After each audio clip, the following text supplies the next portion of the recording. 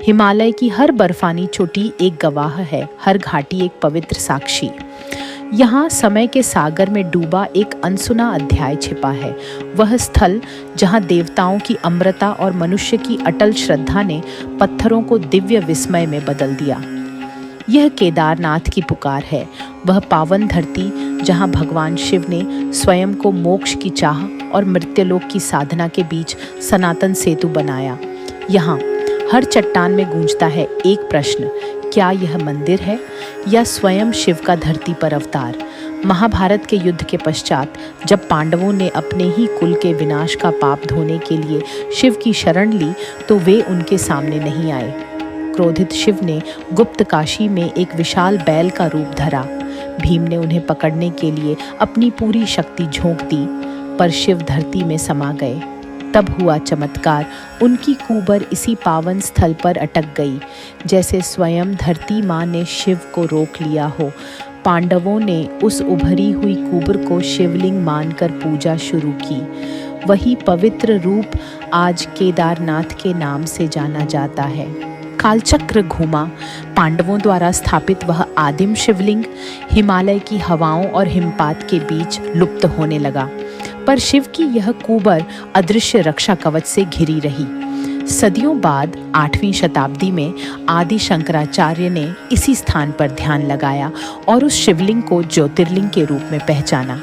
उन्होंने पास खड़े विशाल पत्थरों को काटकर एक मंदिर की रचना की, जो न सिर्फ वास्तुकला का अद्भुत नमूना था, बल्कि शिव के तांडव और शांति का प्रतीक बना।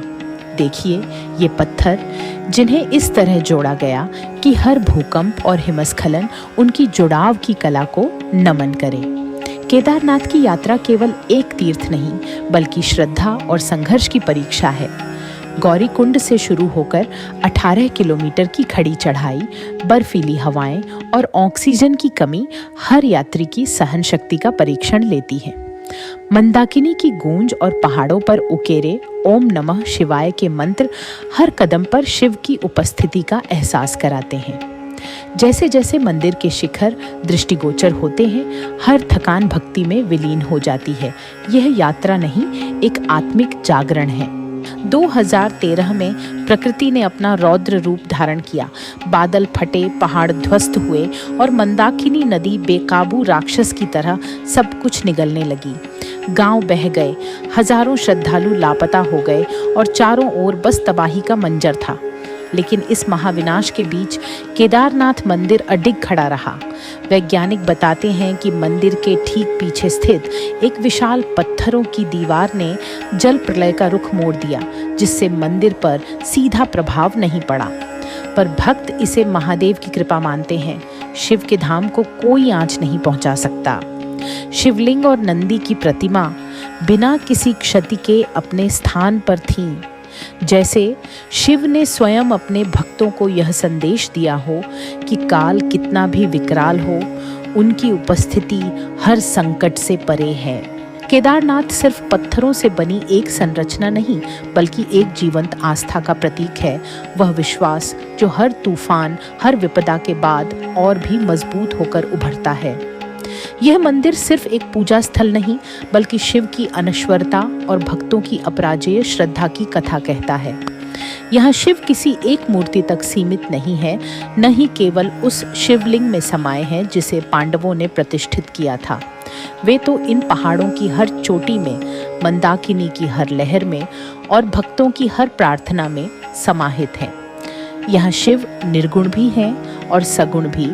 वे पत्थर की उस चुप्पी में भी हैं जो सहस्राब्दियों से हिमालय की ऊंचाइयों में गूंज रही है, और वे उन शंख ध्वनियों में भी हैं जो भक्तों की सांसों में लयबद्ध होती हैं। केदारनाथ वह स्थल है जहाँ प्रकृति स्वयं शिव का रूप धारण कर लेती है। बर्फ का मौन, हवाओं की गुंजार और मंदिर की पाषाण दीवारों पर समय की छाप, यह सब उस दिव्यता के प्रमाण हैं जो हर काल, हर युग में स्थिर रही है। यह केवल एक तीर्थ यात्रा नहीं, बल्कि आत्मा और परमात्मा के मिलन का स्थान है। यह वह धाम है जहाँ मानव की आस्था देवता के संकल्प से मिलती है, जहाँ शिव का तांडव और शांति एक साथ विद्यमान है। यहाँ हर शिला, हर पर्वत, हर जलधारा एक ही मंत्र का घोष करती है, शिव ही सत्य हैं, सत्य ही शिव हैं,